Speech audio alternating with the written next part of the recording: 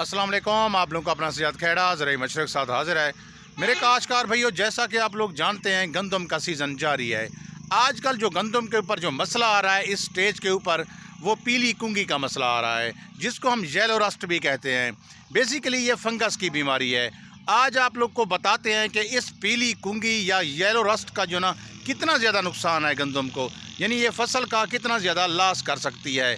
काश्तकारों के मैसेज भी आ रहे थे और तस्वीरें जो ना उन्होंने व्हाट्सएप की हैं मुझे, और उन्होंने कहा है कि ये जो ना इस चीज़ का मसला आ रहा है। मेरे काश्तकार भाइयों, आपने इस स्टेज के ऊपर मोहतात रहना है।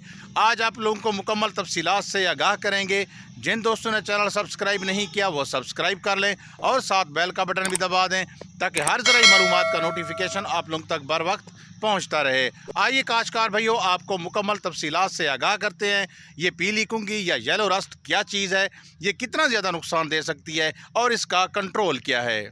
जैसा कि मेरे काश्तकार भाइयों, पहले मैंने आप लोगों को बताया है कि जो पीली कुंगी है जिसको हम येलो रस्ट कहते हैं, ये बेसिकली फंगस की बीमारी है। जब टेम्परेचर 8 से 10 डिग्री सेंटीग्रेड हो तो ये शुरू हो जाती है। इसके जो न स्पोर एक्टिव होना शुरू हो जाते हैं, और जब 14 से 15 डिग्री सेंटीग्रेड टेम्परेचर हो जाए उस वक्त ये फिर फैलना शुरू हो जाती है।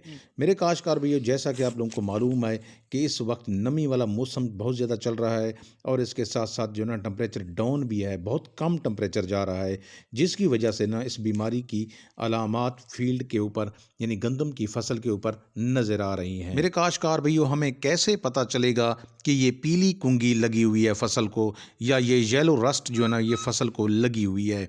जब आप पत्ते को हाथ के ऊपर मसलेंगे तो येलोश कलर यानी कि पीला कलर हाथ के ऊपर लग जाएगा, तो इसका मतलब ये हुआ कि पीली कुंगी यानी येलो रस्ट का अटैक हो चुका है। अब आते हैं मेरे काश्तकार भाइयों कि इस पीली कुंगी यानी येलो रस्ट का क्या नुकसान हो सकता है। मेरे काश्तकार भाइयों, इस पीली कुंगी या येलो रस्ट की वजह से पत्ते ख़राब होना शुरू हो जाते हैं। आप लोगों को पता है कि पत्ते के अंदर खुराक बनती है, यही खुराक जो ना पौधे को मिलती है, यही खुराक जो है ना पौधे की ज़रूरियात को पूरा करती है। अगर ये खुराक नहीं बनेगी या कम बनेगी, पत्ते ख़राब हो जाएंगे, तो फिर पौधे की बढ़ोतरी भी रुक जाती है। इस तरह पैदावार में भी कमी आती है। सबसे बड़ा नुकसान आप लोगों को बताता चलूं कि बहुत सारी फसलें जो है ना वो तकरीबन गोब की हालत के ऊपर पहुंच चुकी हैं या गोब की हालत के ऊपर पहुंचने वाली हैं। ये जो फ्लैग लीफ होता है, जिसको हम चौड़ा पत्ता कहते हैं, जिसने सिट्टे को अपनी लपेट में लिया होता है, इसी पत्ते ने, इसी फ्लैग लीफ ने जो ना पौधे की तकरीबन 60% खुराक का बंदोबस्त करना होता है। फ्लैग लीफ का आखिर तक हरा भरा रहना इंतहाई ज़रूरी है। सिट्टा जो बन रहा होता है, सिट्टे को जो खुराक मिल रही होती है, इसी फ्लैग लीफ की वजह से मिल रही होती है, और इसके साथ साथ उसको प्रोटेक्शन यानी उसकी हिफाजत भी इसी फ्लैग लीफ ने करनी होती है। मेरे काश्तकार भैया, फसल की इस स्टेज के ऊपर आपने अपनी फसल के ऊपर नज़र रखनी है। अगर ये बीमारी आई हुई है तो फिर आपने इसको बर वक्त कंट्रोल करना है। अगर नहीं भी आई हुई तो फिर भी आपने हिफाजती स्प्रे लाजमी करना है, ताकि बीमारियां आने वाली जो हैं वो हमला आवर इस फसल के ऊपर ना हो सकें। मेरे काश्तकार भैया, अब आते हैं इसके कंट्रोल की तरफ कि हमने इसको कंट्रोल कैसे करना है। सबसे बेस्ट दवाई यानी सबसे बेस्ट फंजीसाइड कौन सी है? जैसा कि आप लोगों को मालूम है, मार्केट के अंदर बहुत सारी अक़साम की फंजीसाइड अवेलेबल होती हैं। मैं आप लोगों को बताता हूं कि किस तरीके से या कौन सी फंजीसाइड आपने जो ना इस्तेमाल करनी है। अगर आपकी गंदम की फसल के ऊपर कोई बीमारी नहीं लगी हुई तो फिर आपने हिफाजती स्प्रे करना है।